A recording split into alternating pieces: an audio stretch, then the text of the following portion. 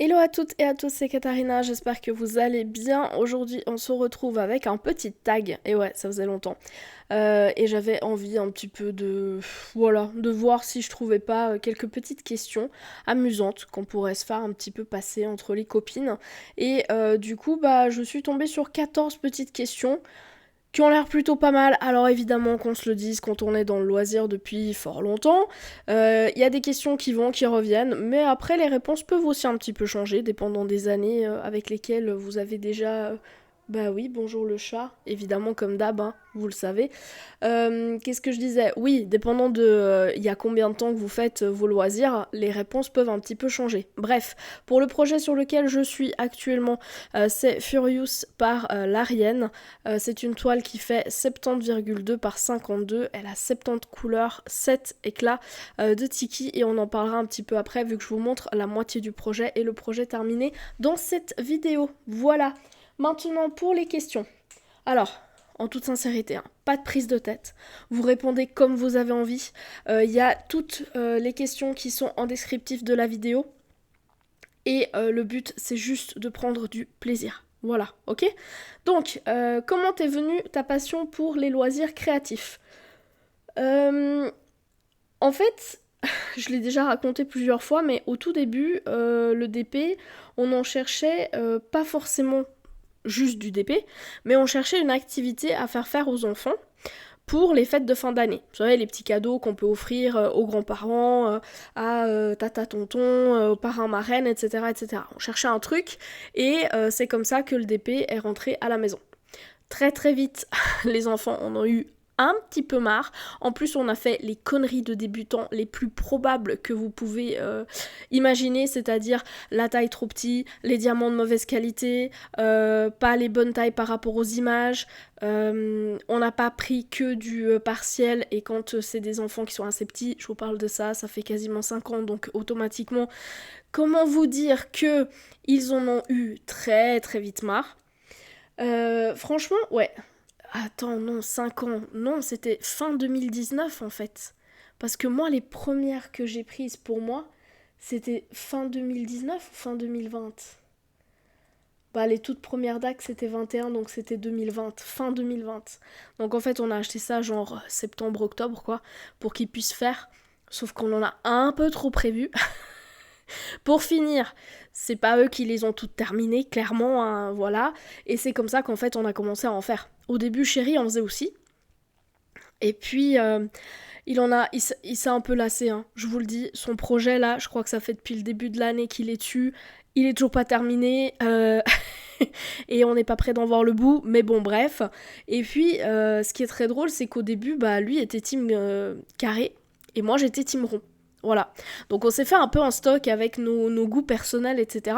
Sauf que ça a switché depuis. Et ouais, ça a switché. Et là, c'est lui qui est team rond et moi qui suis plus team carré. Allez savoir pourquoi, mais c'est comme ça.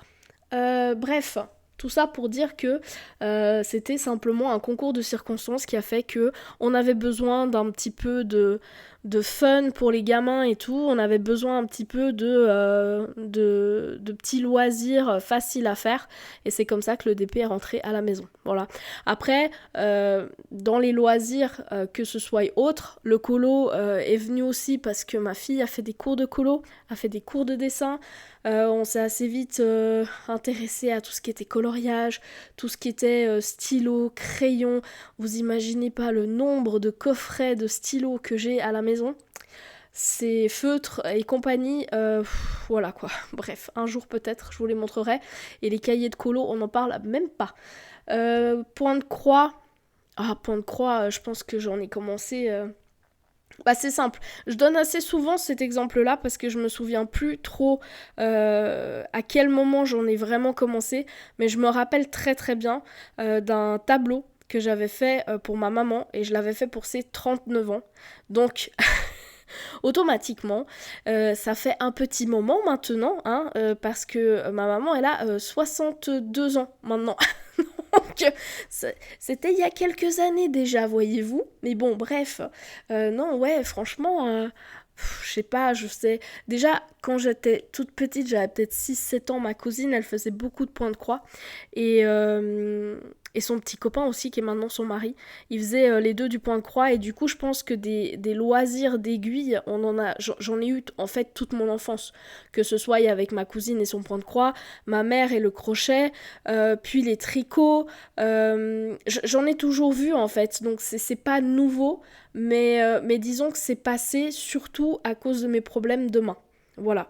J'ai déjà subi 2 opérations et c'est pas prêt de s'arrêter apparemment. Donc il y en a une qui est en ligne de mire, on va dire ça comme ça, sauf que c'en est une qui est un peu plus compliquée, qui va me mobiliser beaucoup plus. Là déjà j'ai perdu énormément de facultés avec ma main. Et le DP, c'est beaucoup moins compliqué que par exemple le point de croix ou le tricot ou le crochet. Voilà, le DP, il n'y a pas un mouvement de main qui me fait autant mal.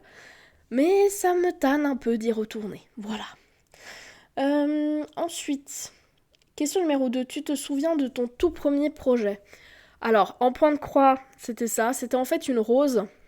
Il y avait 2 feuilles sur le côté et il y avait l'inscription 39 sur le dessus. Ma mère l'avait mise à la porte d'entrée pendant des années.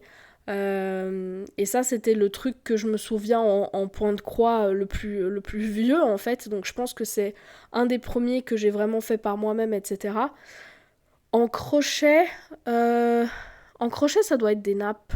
Ça doit être des nappes parce que, bah voilà, on faisait des nappes soit complètes avec ma maman, soit on prenait des tissus et on faisait le pourtour, en fait. Donc ça doit être des nappes. En tricot, c'était des habits de poupée. Donc ma fille était déjà née et elle a 13 ans. Et en DP, c'est 3 images que j'avais pris sur la boutique à l'époque qui s'appelait, je sais pas si elle existe encore, hein, mais elle s'appelait Sophie Beauty, je crois. Voilà, je vous les affiche à l'écran maintenant. Mais c'était ces 3 images-là, c'était mes vrais premiers projets dans le sens où j'ai réalisé les projets qu'on avait achetés pour les enfants d'abord et tout. Enfin, j'en ai fini quelques-uns. Mais en fait, si vous voulez, c'était pas les miens. C'était pas ceux que moi, je m'étais choisi. Alors que ces 3-là qui sont à l'écran, c'est ceux que moi, j'ai choisis pour moi. Voilà. Ensuite, c'est quoi ton matériel ou ta technique préférée du moment? Matériel... Donc le truc qu'on pourrait utiliser tous les jours. Franchement, c'est con, mais j'ai acheté un support sur Temu. Je vous affiche une photo à l'écran maintenant. Voilà. Et en fait, c'est ultra pratique parce que j'ai toujours avec moi 2 stylets et une pince. D'accord? Quand je fais du DP, j'ai tout le temps 2 stylets, une pince. Parce que j'ai un stylet qui a un multi de 4 et un stylet qui a un multi de 6. Et la pince. Et ça, c'est ce que j'utilise à chaque fois pour tous mes DP. Et avant, ça traînouillait un petit peu. J'ai essayé différents types de peau et tout. Ça me correspondait absolument pas parce que soit on le met du côté du multi et il y a la wax la poutie qui colle au fond du pot. Soit vous le mettez du côté single placer et il y a la glue dots en fait qui colle. Donc moi, ça m'agaçait.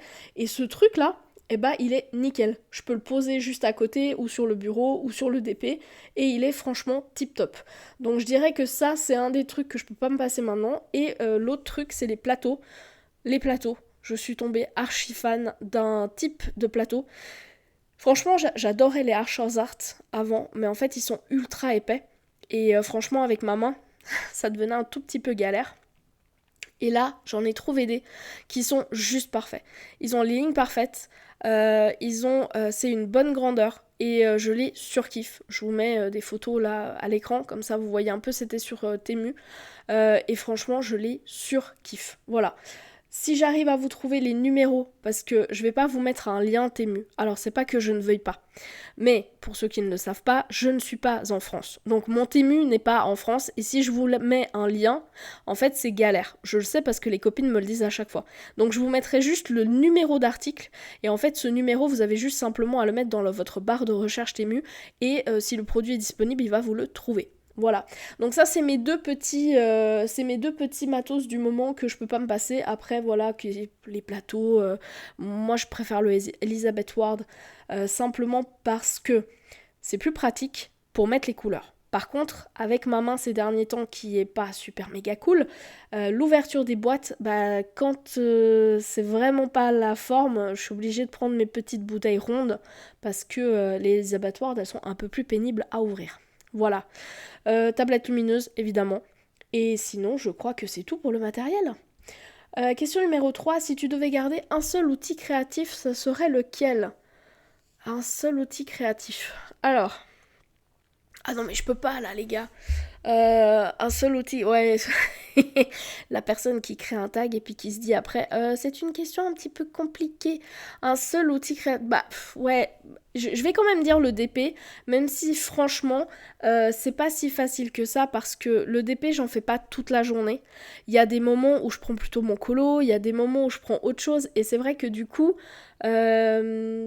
bah ça m'obligerait en fait à des moments de ne rien faire et puis à la lecture à côté, mais bon c'est plus un autre type de loisir que du créatif. Mais je dirais quand même le DP. Je dirais quand même le DP parce que c'est quand même ce qui me prend le plus dans mon temps libre, donc je vais dire quand même le DP. Question numéro 5. Y a-t-il une technique ou un projet que tu rêves d'essayer mais que tu n'as pas encore osé? J'ai mis plusieurs exemples parce que ça peut être un petit peu compliqué, mais je parle plus genre si vous avez envie d'essayer, je sais pas moi, la poterie, la broderie pour ceux qui en font pas du tout, le colo, la peinture par numéro, enfin vous voyez quoi. Euh, et je pense que là, c'est pas... Ouais mais là c'est voilà, c'est essayer, c'est pas encore osé. Hum, J'ai déjà fait de la poterie. J'ai- Alors je sais qu'il y en a qui rêveraient d'essayer, machin et tout. Moi j'ai essayé une fois, je sais pas si c'était pas le bon moment pour essayer, mais franchement j'ai pas surkiffé. Peinture par numéro, j'en ai eu fait, mais pas des trucs de fou quoi. Un loisir que je voudrais absolument. Ouais, elle a le truc là, le. Ah, Siana, elle en a acheté la dernière fois. Je sais plus comment ça s'appelle. C'est des petits morceaux de papier que vous enroulez. Alors, je sais qu'elle va répondre en commentaire et ça va m'énerver de pas arriver à trouver le mot là maintenant. C'est des petits morceaux de papier, d'accord? Donc c'est des petites bandes. Je vous mettrai le nom à l'écran maintenant pour vous. Mais moi je vais galérer parce que je vais pas chercher sur internet, sinon c'est trop drôle. Non, non, je vais me laisser galérer dans mon truc. Donc c'est des petites bandes de papier que vous enroulez et après vous venez coller sur votre image. Et je ne me souviens plus comment ça s'appelle, mais ça a l'air super. Donc peut-être ça, voilà. Euh, Question numéro 6. Plutôt espace bien rangé ou joyeux bazar?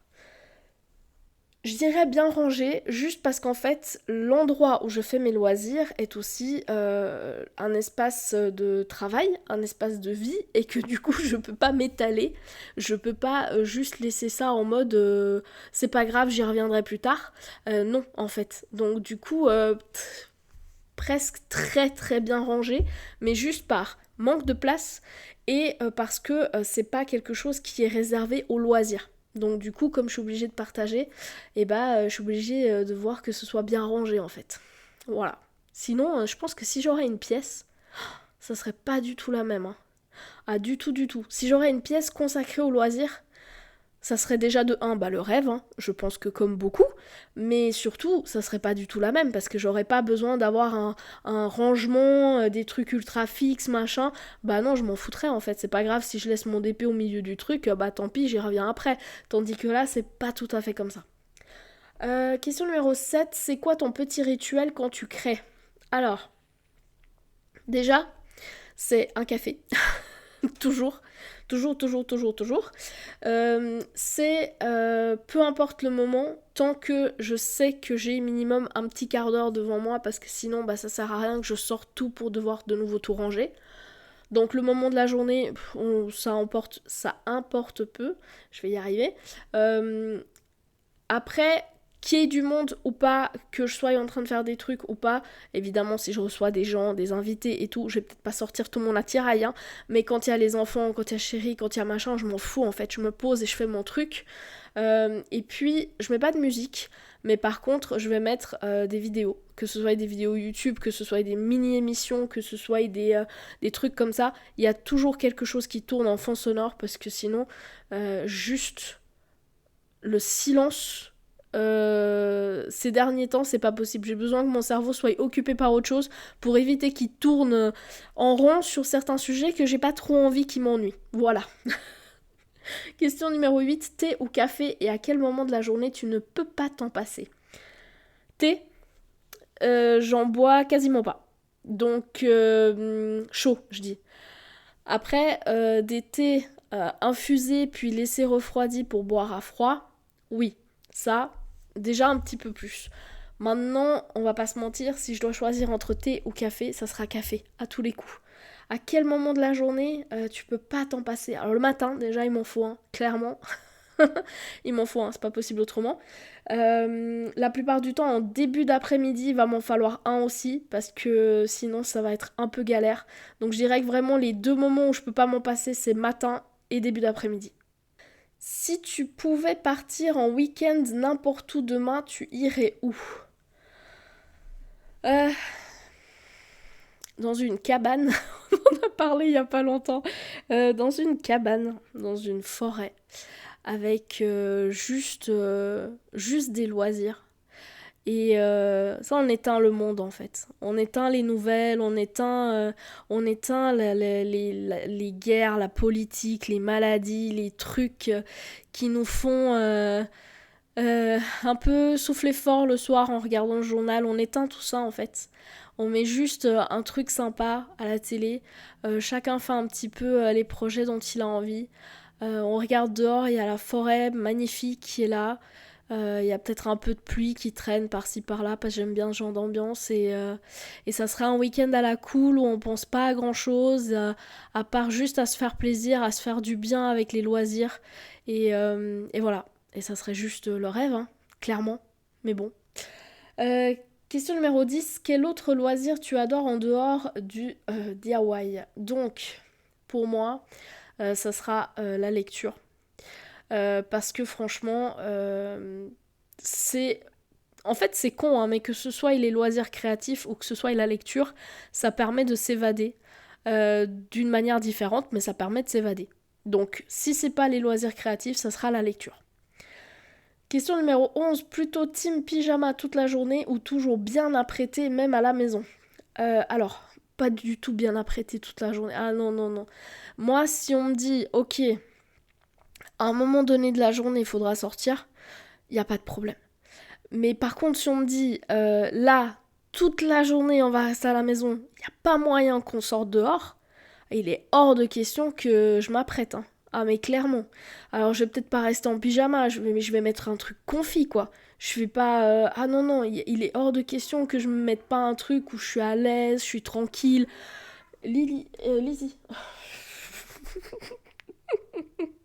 Ah, la contraction des deux, quoi. Il y a Lilou et Lizzie, et là, ça a donné Lily. Allez, hop. Bref, non, non, moi j'aime bien être à la cool. Franchement, les trucs serrés, apprêtés, machin, c'est... Ouais. Après, je comprends, hein, genre, je sais pas, moi, t'as un chien, tu dois sortir 4 fois par jour. Ouais, bon, bah, tu vas pas te changer toutes les 3 secondes. Je comprends, y a pas de problème. Après, je sais très bien qu'il y en a qui sortiraient même en pyjama. Voilà. Non mais franchement c'est vrai quand tu fais tout depuis la maison. Moi je vois, hein, j'adore. Avant on allait se balader en forêt quasiment tout le temps. On allait ci, on allait ça. Et en fait la vie fait que maintenant je fais quasiment tout depuis la maison. Quoi. Tu bosses depuis la maison, tu fais les courses depuis la maison, tu payes tes factures depuis la maison. Il y a plus autant ce truc de devoir sortir pour faire les choses. À l'époque, il fallait aller jusqu'à la poste avec ses petites factures, fallait aller au guichet, fallait donner les montants, fallait payer, fallait aller faire les courses sur place, fallait aller au travail, il fallait se déplacer, etc. Et en fait, quand tu peux tout faire depuis la maison, bah, il y a d'autres habitudes qui se mettent en place. Peut-être pas forcément les meilleures, mais il y a d'autres habitudes. Question numéro 12. Comment tu fais pour retrouver ta motivation quand tu traverses un creux créatif? Ah, déjà, je force pas. Je force pas, mais en même temps, je me dis, allez, faut le finir ce projet. Faut le finir parce que bah faut sortir la vidéo ou parce que il faut mettre la photo en ligne ou parce que y a un autre projet qui t'attend, etc. Mais je comprends tellement les personnes qui lâchent le truc et qui se disent ok bon bah je le mets de côté puis je le reprendrai dans quelques mois. c'est aussi ça le plaisir d'avoir plusieurs projets en cours, c'est de pouvoir se dire ok bah lui là j'en ai marre, bon bah je passe au suivant et je reviendrai dessus après. Je fais pas partie de cette team là. Je fais partie de la team t'es sur un projet, tu le fais jusqu'au bout, mais c'est vrai que de plus en plus souvent je me dis stop quoi, stop, parce que si tu forces, c'est là où tu vas plus prendre plaisir à ce que tu fais et ça va pas. J'ai eu des pannes lecture, je me suis forcée, je sais très bien que c'est la pire chose à faire. Et je crois que quand je faisais des pannes lecture, d'ailleurs, le meilleur truc pour moi pour sortir d'une panne lecture, c'était de lire un truc qui n'avait strictement rien à voir avec celui qui m'avait créé une panne. Genre si j'étais sur une panne avec un livre un peu romance, machin et tout, je partais dans un thriller ou un policier. Vraiment changer complètement la donne. Ce qui sur le DP est un peu plus difficile, vous me direz, ouais effectivement un DP reste un DP, mais on peut changer de thème. Si je suis en train de faire un paysage, peut-être faire un portrait, si je fais, ou alors prendre un coup de cœur, un truc que je sais que ça va vraiment me motiver. Mais clairement, forcer ne sert à rien dans ces cas-là, en tout cas je pense. Voilà. Question numéro 13, quelle est la plus belle chose que la créativité t'ait apportée? Elle est difficile celle-là. Je sais que dans les exemples, je vous ai mis sérénité, évasion, confiance, rencontre, etc. Moi, je pense que c'est les liens qui se sont créés au bout d'un certain temps, qui se sont créés avec les bonnes personnes. Je vous le disais il y a pas longtemps, Internet, c'est méchant. Internet, c'est pas la joie. Internet, c'est pas le monde des bisounours. Internet, c'est pas copain-copain. Vraiment, vraiment, Internet, c'est... Je vais pas dire de gros mots, donc je vais rester dans le raisonnable parce que ça serait bête quand même de tomber aussi bas que certaines personnes. Mais Internet, c'est... Faut s'imaginer en fait à l'époque à l'école, il y avait toujours cette personne qui était toute gentille, toute douce, tout machin devant vous, et dès que vous tourniez le dos, oh là, mais alors là, elle prenait un malin plaisir à vous rabaisser, à vous... c'est de la manipulation Internet, parfois c'est un peu ça. Parfois c'est un peu manipulateur. Tu penses connaître les gens, tu penses pouvoir donner ta confiance à certaines personnes, et quand tu tombes, tu tombes de très très haut. Et je sais que j'ai déjà pré-shot ce genre de discours à plusieurs reprises. Et là, vous allez me dire, on t'a jamais entendu dire ça, là, c'est quoi le... c'est qu'en fait, à chaque fois, je coupe. Je coupe ou je cut, et là, en fait, t'empaxes, en fait. T'empaxes, tu te sens visé par ce que je dis, cherche le problème chez toi, pas chez moi. Moi, si j'ai rien à me reprocher et que j'entends quelqu'un dire ce que moi, je suis en train de dire, je vais me dire, oh, merde, alors, t'es tombé sur une mauvaise personne, est-ce que ça va, est-ce que tu vas en parler, est-ce que... franchement, ouais, c'est nul, les gens qui se comportent comme ça, c'est n'importe quoi et tout. Voilà, ça c'est l'attitude qu'une personne qui n'a strictement rien fait pourrait se dire. En revanche, la personne qui va se dire « Oh mais ça va pas, non ? Non mais franchement, t'as pas parlé comme ça, non mais c'est quoi de toute façon tu racontes n'importe quoi ?» Là déjà, à mon avis, faudrait peut-être chercher le problème chez toi. Voilà. Bref, je pense que les liens que tu peux créer avec les bonnes personnes, les belles personnes, voilà. Je pense que ce que la créativité m'a apporté, c'est des belles personnes. Alors il faut les chercher. Mais en fait, c'est comme un chercheur d'or, hein. Il trouve pas de l'or à chaque fois. Et par contre, quand il le trouve, il le garde précieusement. Donc c'est ce que je fais maintenant. Je garde précieusement mes petites graines d'or. Parce qu'elles sont ultra précieuses à mes yeux. Question numéro 14. Quel serait ton rêve fou lié à ta passion ? Mon rêve le plus fou, ça serait de pouvoir...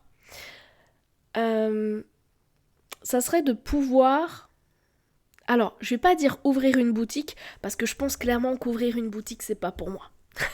Je suis beaucoup trop chiante pour ça. Vous imaginez même pas. Je serais la première. En fait, le problème, c'est que quand t'es passionné de quelque chose, tu veux que les choses, elles soient parfaites. Parce que tu te dis, moi, c'est comme ça que j'aime les choses, je voudrais qu'elles soient telles que moi je veux que ce soit parfait.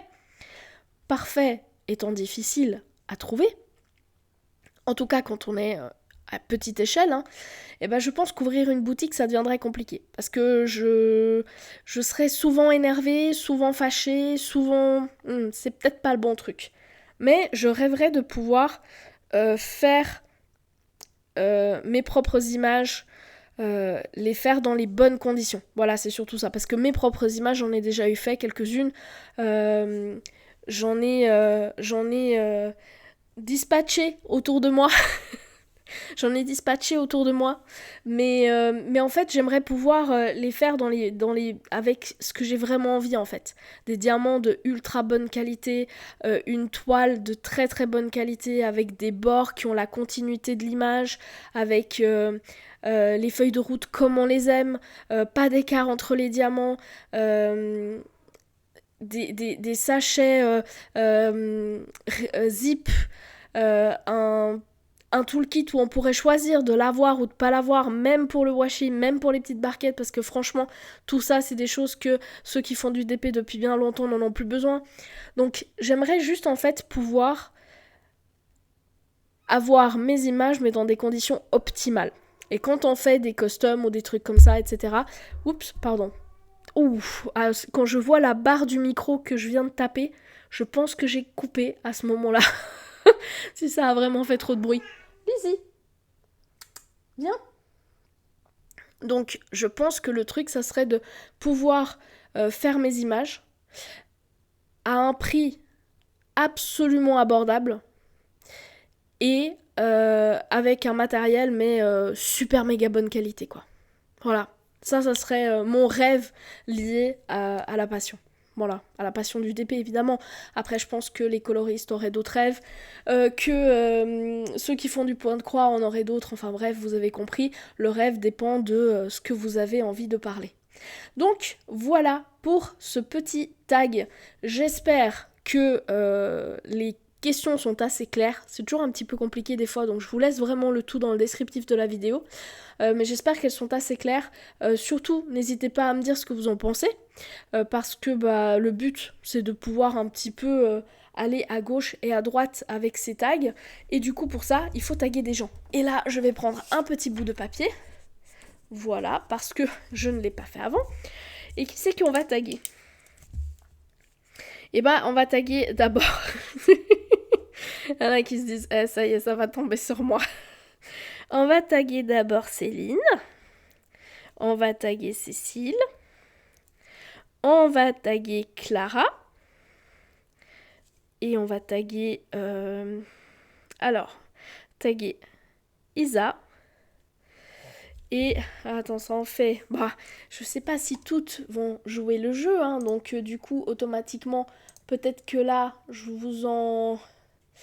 si je prends mon YouTube, vous allez entendre plein de petits clic, clic, clic, clic, clic, clic, clic. J'en suis désolée. C'est juste le temps que je retrouve mon truc. Je sais que après, le but c'est de faire voyager un peu tout ça. Donc même si je ne vous tag pas, si vous avez envie de le faire, faites-le.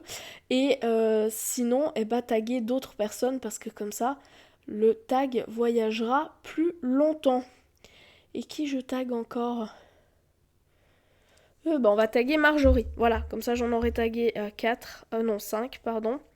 Donc Céline, Cécile, Clara, Isa et Marjorie. Voilà, je vous laisserai de toute façon en lien les chaînes des copines citées.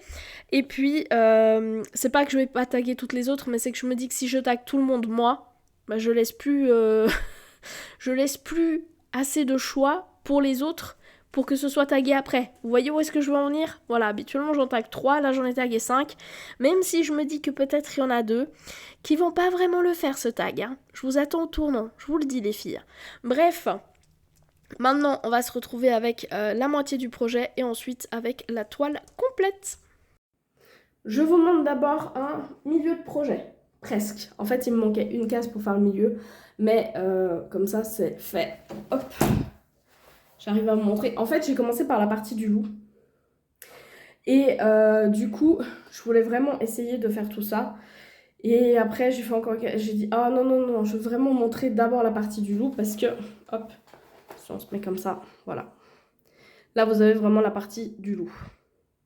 Et est-ce que c'est juste pas topissime. Je regarde la caméra, mais topissime quoi. Après, on avait déjà parlé au niveau des couleurs lors de l'unboxing. C'est des couleurs qui peuvent vous paraître très vives, mais en fait, c'est comme ça dans le dessin de base de l'artiste. Donc, il y a des fois, il faut juste se baser d'abord sur le dessin de l'artiste et ensuite voir ce qui en a été fait. Mais là, les couleurs ne me choquent pas parce que dans le dessin de l'artiste, c'est déjà comme ça. C'est très contrasté et c'est dans les couleurs rose-violet. Et c'est exactement ce que j'ai sur le rendu. Donc, hop, il me reste toute la partie qui est là. Voilà. Franchement, au niveau de la pose, moi, j'ai aucun problème. Même au niveau du blanc qui fait le tour, c'est tip top. Maintenant, je place au multi. Donc, il se peut que... Hop là. Il se peut que vous voyez des petits écarts au niveau de ma pose. Mais c'est clair que quand on place au multi, bah, ça peut arriver. Hein. C'est comme ça. On voit des fois... attendez. Là. Là. Là, vous voyez la petite... Elle est où la ligne? Là. Vous voyez la petite ligne là, où on voit un petit peu plus d'écart entre les diamants. Bah, on voit que c'est mon multi en fait. Parce qu'on voit que c'est vraiment sur les deux côtés quoi. Mais sinon, franchement, très très sympa. Ça se clipse bien entre eux, partout. J'avais une au niveau du verre où je me disais, ah tiens, il y a un petit peu plus d'espace. Mais en fait, une fois que c'est posé, franchement, on n'y voit pas grand chose. C'était... elle est où? C'était celle-ci. Alors si je vous mets vraiment très proche, voilà, c'était dans celle-ci en fait. J'avais l'impression que j'avais un peu plus des espaces. Après, quand je pose mes diamants, j'ai une tablette lumineuse dessous. Donc automatiquement, je vais voir un peu plus d'espace que quand je vous la montre. Puis là, je vous la montre à 10 cm. Alors que là, bah, là, il n'y a rien quoi. Il n'y a rien, il n'y a rien. Après, comme je vous dis, dans le blanc, c'est un peu plus spécial. Mais bon, ça, quand on place son multi, on le sait. Donc de ce côté-ci, on avait quelque chose d'un petit peu plus sombre peut-être, parce que bah, déjà il est en arrière-plan. Hein. On avait quelque chose d'un petit peu plus lisse, parce qu'on avait quasiment toujours les mêmes teintes, même si c'est pas la même couleur. Hein. Il y en avait deux à l'intérieur. Enfin deux, il y avait deux mélanges, bref. Et là, d'avoir fait cette case-ci après, je me suis dit, waouh, le peps de couleur que je vais avoir maintenant, ça va être assez fun. Donc voilà, j'aime beaucoup toujours la petite bordure comme ça. J'en avais déjà parlé dans l'unboxing. Quand j'étais en train de le faire, je me suis dit, oh tiens, ça peut éventuellement être un papillon quand on a vraiment le nez dessus. On avait comme deux ailes avec... Et en fait, non, c'est des feuilles. Hein. Voilà. Comme les feuilles qui sont là-bas. Bref, voilà pour ce milieu de projet. Et je pense que je vous reprends juste après quand on aura complété. Comme ça, j'aurai tout sur la même vidéo. Du coup, on se retrouve pour le produit... Enfin, pour la toile terminée, pardon. Bon, déjà, au niveau des déchets... Je les ai mis là parce que j'avais plus de peau. Voilà. Donc des déchets traditionnels de résine, vous avez des diamants qui sont troués, des diamants qui sont creux en dessous ou bien des petits morceaux de résine. Mais franchement, rien de très conséquent. Surtout que, alors ça va être un peu difficile pour vous montrer les restes parce que c'est en petits pots. Mais si je vous les mets comme ça... c'est un peu difficile. Ils vont de toute façon aller au fond. Voilà, c'est pas très grave. Hein. Il y en a vraiment de partout. Et je sais que là, vous les voyez pas super méga bien. Surtout dans des pots comme ça. Où on a l'impression qu'il n'y en a pas. Mais en fait, il y en a vraiment de partout. Bref, super pratique. Ouais, c'est pour ça que j'aime bien vous les mettre dans d'autres pots. Enfin, dans les Elizabeth Ward à la base. C'est sûr vraiment que je préfère. Et là, j'en avais plus de près, donc du coup, voilà. Et les étiquettes, je crois que je vous l'avais déjà dit en vidéo lors de l'unboxing, mais en fait, j'enlève juste les numéros. Et du coup, il y a tout qui rentre. Hein. Et alors, elles s'enlèvent ultra facilement. Je ne vais pas toutes les enlever avec vous parce que je garde les diamants, vu que c'est de la résine. Mais franchement, à chaque fois, c'est la même chose. Voilà. Et il n'y a strictement pas de colle dessus. Donc franchement, aucune difficulté à enlever les petits autocollants. Voilà, ensuite, hop. Alors, je sais pas si vous allez la voir en un coup, sinon je remettrai la caméra comme il faut. Hop là, oh si vous la voyez bien. Ah top, voilà. Non mais franchement, elle est juste tip top. C'est parfaitement représentatif du dessin. Et vraiment, j'en avais parlé durant l'unboxing, mais il se peut que vous vous disiez, oh là là, ces couleurs, là, c'est quoi au niveau de la peau, etc. Ce qu'il faut surtout, c'est voir au niveau du dessin de base. Et ces couleurs-là sont déjà représentées dans le dessin de base. Donc moi, ça me surprend absolument pas de les retrouver là. C'était top de faire d'abord vraiment toute la partie du loup et après cette partie-là. Parce qu'il n'y avait pas du tout les mêmes couleurs, on travaillait pas du tout avec les mêmes teintes. Et c'était vraiment topissime. J'adore l'effet bordure comme ça, doré avec les diamants spéciaux dedans. La pose, nickel, j'ai rencontré aucun problème. Comme je vous ai dit, largement assez de matériel. Donc franchement, tout était tip top. Alors, pour vous la montrer d'un peu plus près, je sais pas trop si je monte la toile ou si je vous descends parce que vous êtes vachement haut. C'est pas plus mal que vous soyez bien haut. Alors, luminosité max, les diamants brillent bien bien. J'ai pas réaligné mes diamants, j'ai pas nettoyé quoi que ce soit. J'ai juste passé le rouleau parce que je savais qu'il y avait des diamants que j'avais pas bien mis comme il faut. Simplement parce que quand on fait au multi, il y a des fois ils s'enclenchent pas bien tellement ils sont bien serrés. Et du coup, j'ai juste passé le rouleau. Mais je vois des petits bouts de poutis. Il faudra juste que je passe ma petite brosse. Mais je ne le ferai pas en vidéo, ne vous inquiétez pas. Je l'avais fait une fois. Je crois que ça en a traumatisé plus d'un. Moi j'y vais à fond, hein. C'est pas une petite brosse à dents, hein. C'est une brosse vraiment, une grande brosse. Et puis je la passe vraiment, mais en appuyant dessus comme une malade et tout. Et on avait dit qu'il m'avait dit, ah ouais, faut pas avoir peur. Bah non, en fait, les diamants, une fois qu'ils sont sur la toile, si la colle elle tient bien, les diamants ils collent nickel et il n'y a pas de souci, hein.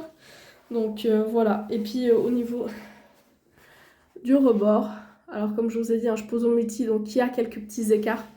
Mais franchement, pour du blanc en plus, moi je trouve qu'il y a quasi rien quoi. Donc voilà pour cette magnifique beauté. Je suis trop contente, vous la voyez bien de là où vous êtes. C'est cool, nouveau trépied, donc du coup j'avais un peu peur que... Mais en fait c'est tip top. Donc voilà, ça sera tout pour cette vidéo. J'espère qu'elle vous a plu. N'hésitez pas à partager le tag et à me dire ce que vous pensez de ce rendu là. En attendant la vidéo suivante, eh bien, je vous souhaite de très très belles sessions de loisirs ou toute autre activité. Encore un grand merci à Oraloa et à très vite.